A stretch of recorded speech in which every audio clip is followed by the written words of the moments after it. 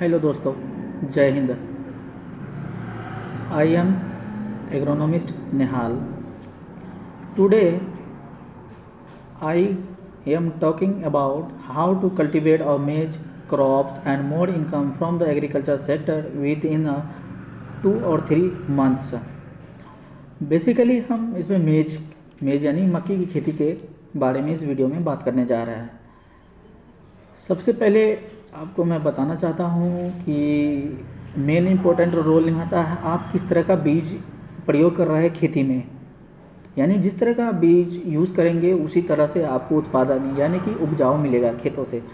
जैसे कि आमतौर पर देखा जाता है बहुत सारे बीज यानी प्राइवेट कंपनियां वगैरह वाले आते हैं, हमें बीज तो देते हैं, महंगे भी मिलते हैं और कुछ सस्ते भी मिलते हैं, लेकिन हमें उसके मुकाबले में उत्पादन कम आती है। कुछ किसान बोलते हैं कि हमें नुकसान हो गया है खेती में, लेकिन सबसे बड़ी इम्पोर्टेंट बात है कि आप किस तरह का वैरायटी को यूज़ कर रहे हैं। आपको अच्छी से अच्छी वैरायटी को चूज़ करना चाहिए। हाँ, बल्कि महंगी आती है लेकिन एक बार आपके कॉस्टली होंगे लेकिन आपके प्रोडक्शन में अच्छे दिखाई देंगे। जैसे बिहार में जो वैरायटी लगाया जाता है उसके बारे में मैं बता रहा हूँ इस वीडियो पे। DMH117 यह वैरायटी है मक्के की। 96 डे में तैयार हो जाता है और 52 कुंटल 1 हेक्टेयर से आती है।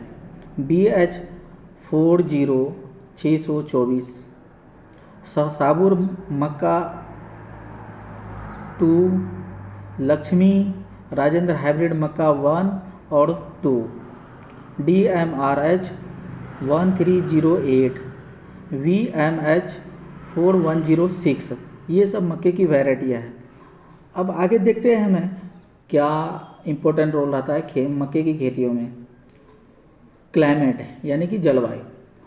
टेम्परेचर 21 से 27 सेल्सियस डिग्री होनी चाहिए। रेनफॉल 50 से 100 सेंटीमीटर होना चाहिए। हार्वेस्टिंग टेम्परेचर यानी कि मक्के पकने की या तोड़ने की समय में टेम्परेचर कितनी होनी चाहिए, 25 से 30 सेल्सियस डिग्री होनी चाहिए। तीसरी इम्पोर्टेंट बात है सॉइल यानी मृदा, मिट्टी कैसी होनी चाहिए। मक्की की खेती के लिए किसी भी मिट्टी में हम उपजा सकते हैं। इसकी सॉइल की pH 6 से 8 होनी चाहिए। मिट्टी अच्छी हो ताकि उपज भी अच्छी हो। सैंडी हो, लोमी हो, क्ले हो, सैंडी लोम हो, ये सभी सॉइल में ग्रो होते हैं। यानी कि खेती की तैयारी हम कैसे करते हैं। 3 से 4 बार हम खेत को जुताई कर देते हैं अच्छी तरह से। उसके बाद हम प्लोइंग करते हैं।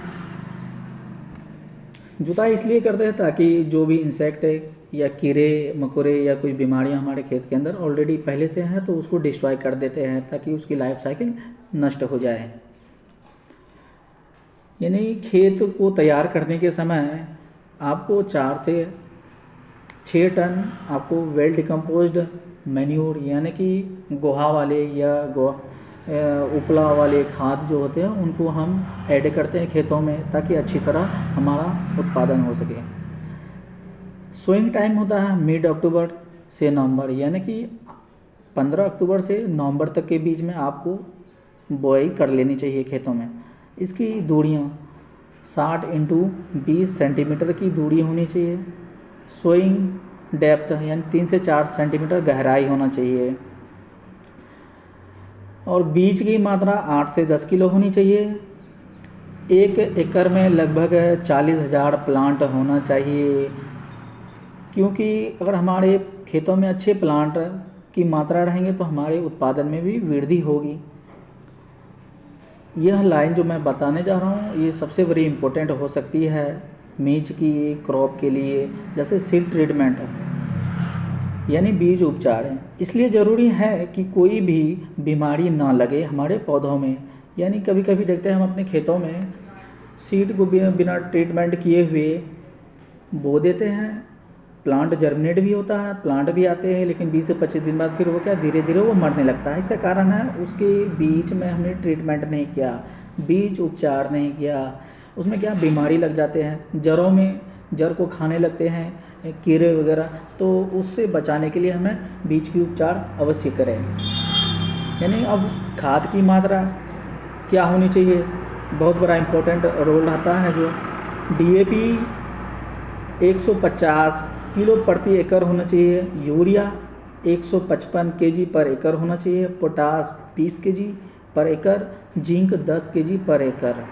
यानी कि फॉस्फोरस, पोटास और जिंक को हम पूरी मात्रा में at the time of sowing हम फुल्ली डोज दे देते हैं, खेतों में छिड़क देते हैं। और नाइट्रोजन यानी यूरिया को हम इकट्ठे नहीं डाल सकते हैं, नहीं तो फिर ये हमारे क्रॉप के लिए थोड़ा नुकसान भी हो सकता है। जैसे इसको हम बांट लेंगे 5 डोज, यानी कि तोड़ के हम उसको अप्लाई करेंगे। नाइट्रोजन 5 हिस्सों में बांटकर देना चाहिए। जैसे मैं आपको बताने जा रहा हूँ, सीड बोने या रोपने के टाइम 20% नाइट्रोजन की या यूरिया को अप्लाई करना चाहिए। जब 4 पत्ता हो जाए तो 25% अप्लाई करना चाहिए, 8 पत्ते हो जाए 30% अप्लाई करते हैं, टेसलिंग के समय 20% अप्लाई करते हैं, और ग्रेन फिलिंग जब अनाज बढ़ने लगे हमारे प्लांट में तब उसमें 5% अप्लाई करें, ताकि अच्छी से उसको ग्रोथ करने में या डेवलपमेंट होने में सहारा मिले प्लांट को। और इसी तरह मैं आपको अगले वीडियो में बताऊंगा कि इसकी बीमारी वगैरह कैसे हम रोकथाम करते हैं। अगर कोई प्लांट अगर डाई हो रहा है या फिर कुछ कमियां आ रही है, उस पर हम अगले वीडियो में चर्चा करेंगे। यानी किस तरह के इंसेक्टिसाइड, पेस्टिसाइड या फिर केमिकल्स को कीड़े को भगाने के लिए, या कोई बीमारियां आ गई है तो उसको छुटकारा पाने के लिए हम दूसरे वीडियो में बात करेंगे आप लोगों से ज़रूर। और हमारे ये वीडियो बनाने का मेन महत्वपूर्ण बात है कि मैं एक एग्रोनॉमिस्ट हूँ। आप लोगों के बीच में यदि आपको कोई भी प्रकार की खेती के मामले में जानकारी चाहिए, चाहे कोई सभी फसल हो या प्लांट हो, उसकी अगर कोई बीमारी वगैरह लग जाते हैं तो उसको छुटकारा पाने के लिए हम उसको ट्रीटमेंट बताएंगे ज़रूर।